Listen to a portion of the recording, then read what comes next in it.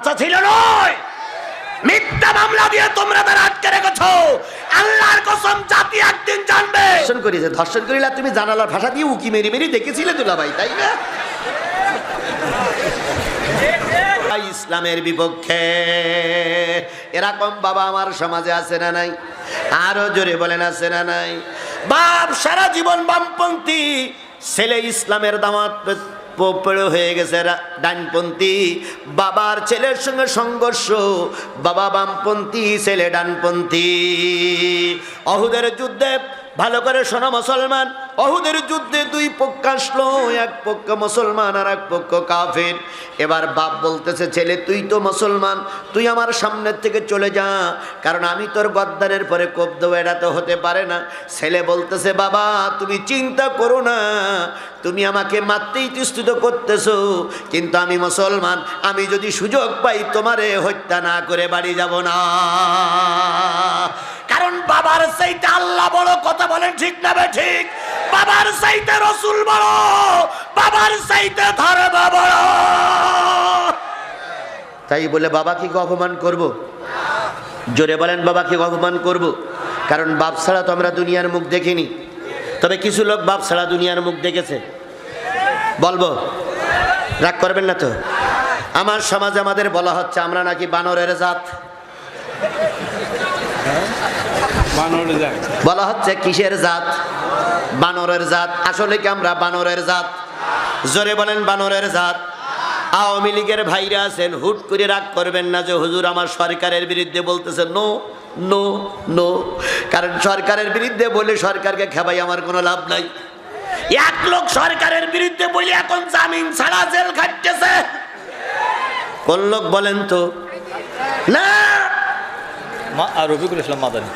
সাইদি সাহেব সরকারের বিরুদ্ধে কথা বলেছেন, আপনি দেখাতে পারবেন না? সাইদি সাহেব যা বলেছে সরকারের সম্মান করেই বলেছে। সাইদি সাহেব অত কাঁচা ছিল নয়, মিথ্যা মামলা দিয়ে তোমরা তারা আটকে রেখেছো। আল্লাহর কসম জাতি একদিন জানবে যে আল্লামা সাইদি দোষমুক্ত, দোষমুক্ত, দোষমুক্ত। কিছু কিছু কয় সাইদি সাহেব ধর্ষণ করেছে, ধর্ষণ করিলা তুমি জানালার ভাষা দিয়ে উকি মেরি মেরি দেখেছিলে দুলাভাই, তাই না?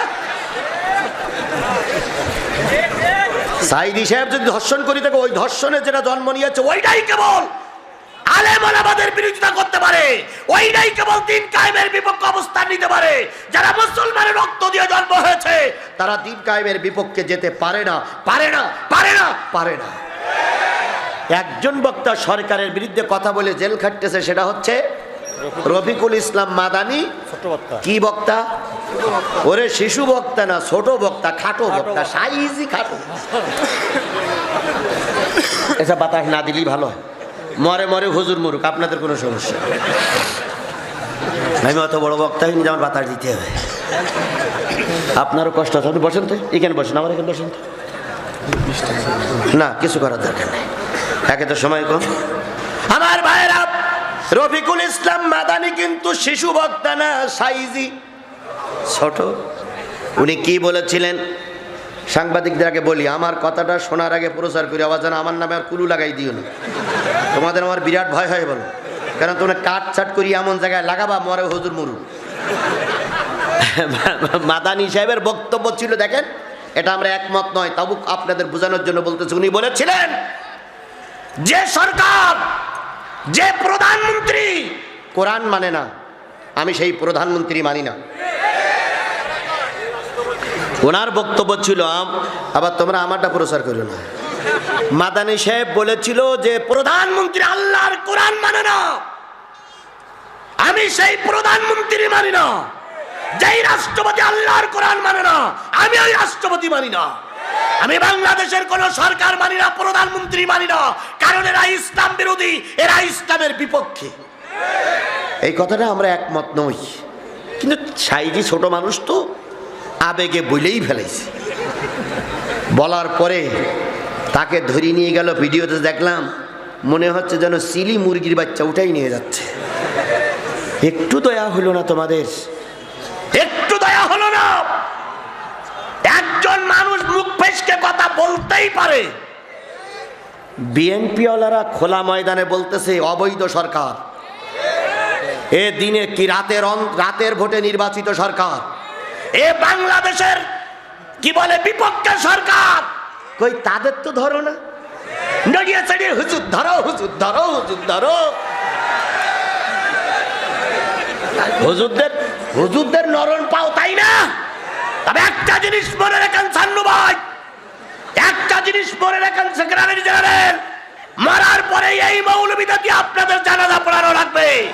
আজকে মৌলবীদের বিরোধিতা করবা, ঠিক সময় মতন মৌলবীরা আল্লাহর কাছে নালিশ করবে, আল্লাহ যাচ্ছে মাল ঠিক মতন টাইট দিও, আমরা এদের কারণে সহযোগিতা পাইনি পাইনি পাইনি। আর যারা আমাদের পক্ষে আছেন শোনেন, অনেকের বক্তব্য শুনে বিষাদগার করেছেন, কি বলে স্লোগান দিয়েছেন, কই সান্নুর কথা শুনে তো সব ঠান্ডা হয়ে শুনেছেন। 50 বস্তা টাকা, 50 বস্তা সিমেন্ট দিলেন, 50 ব্যাগ সিমেন্ট দিলেন, তার সঙ্গে আমি তো 50 টাকা দিয়ে শরীর থাকতে পারি, কি পারি না? যে ব্যক্তি 5 ব্যাগ 50 ব্যাগ সিমেন্ট দিলেন, আমি তার সঙ্গে 5টা টাকা দিয়ে শরীর থাকতে পারি, যদি আমার নিয়ত থাকে। কথা বলেন ঠিক না বে ঠিক? হয়তো একজনের 1 লাখ টাকার যে মূল্য, আমার 1টা টাকার মূল্য তার সেইটা আল্লাহর কাছে অনেক বেশি। কারণ আমার এই টাকা কষ্টে ঘামানো টাকা, আমার এই টাকা মাথার ঘাম ফেলানো টাকা, আমার 5 টাকা আর একজনের 50,000 টাকা এক হতে পারে না। এই জন্য আপনারা যে টাকা এখানে দিয়েছেন, কাজী ইব্রাহিম তো উনি বড় মাপের আলেম, উনি তো আসলে এ ব্যাপারে খুব একটা জানেন না, আর বগুড়ার পরিবেশনা জানাই নাই। এই জন্য উনি যেভাবে চাইছেন আপনারাও বেশি গেছেন যে আল্লাহ আল্লাহ আজকে বেশিছি, ওই হুজুর টাকা চাইছে, এই হুজুরের টাকা চাবে না, যা দিছি উতি শেষ। আপনারা বেশি গেলেন, ফাঁকি দিলেন নাকি? তাহলে পকেটে 20টা টাকা আছে, কার একটু হাত তোলেন তো, দেওয়া লাগবে না, একটু শুধু হাত তুলি দেখি যে কার 20 টাকা আছে। যদি টাকা থাকার পরে হাত না তোলেন, তাহলে এই হাত বলবে আল্লাহ টাকা ছিল তো হাত তুলিনি। আরে বাবা আমি তো টাকা তুলতে যাবো না, আপনি না দিলি সেটা আপনার ব্যাপার, কিন্তু 20 টাকা আছে তো হাত তোলেন তো। মাশাআল্লাহ। কারে দেখালেন? আপনার পকেটে টাকা আছে, কারে দেখালেন? আল্লাহ কি দেখেছে? এই সামিয়ানার জন্য দেখতে পাইনি, এই সামিয়ানার জন্য এখানে সিসি ক্যামেরাও ধরতে পারিনি নাকি? তাহলে আল্লাহ যদি দেখতে পাই, 20টা টাকা মসজিদের জন্য দিতে হবে, মাত্র 20টা টাকা, সময় মাত্র 4 মিনিট। চারিদিক থেকে লোক নামবে, 20টা করে টাকা দেবেন, যদি 20 টাকা না থাকে 10 টাকা দিবেন, 10 টাকা না থাকলে 5 টাকা দিবেন, 5 টাকা না থাকলে 2 টাকা দেবেন, যদি টাকা না থাকে ব্যাকের থেকে 20 টাকা নিয়ে নেবেন আপনি। তবুও আপনাকে টাকা দেওয়া লাগবে, 5,000 টাকা আমি, তবুও টাকা দেওয়া লাগবে। এবার হাত দেন, এই স্টেজ যারা আছেন সবাই পকেটে হাত দেন তো, সবাই পকেটে হাত দেন। 5,000 টাকা হুজুর আমি। আরে রাখেন তো আপনার টাকা, দেন সবাই হাত দেন, এহসান ভাই হাত দেন, হ্যাঁ টাকা নেব, দেন হাত দেন। কি জামাতের আমি শেভ করি, জামাতের সাবেক আমি শেভ করি, ভাই আপনি যে শুরু করেন, জি আরো দেন। ও চলে গেছে, এবার যারা আছেন তারা দেন, দেন জি,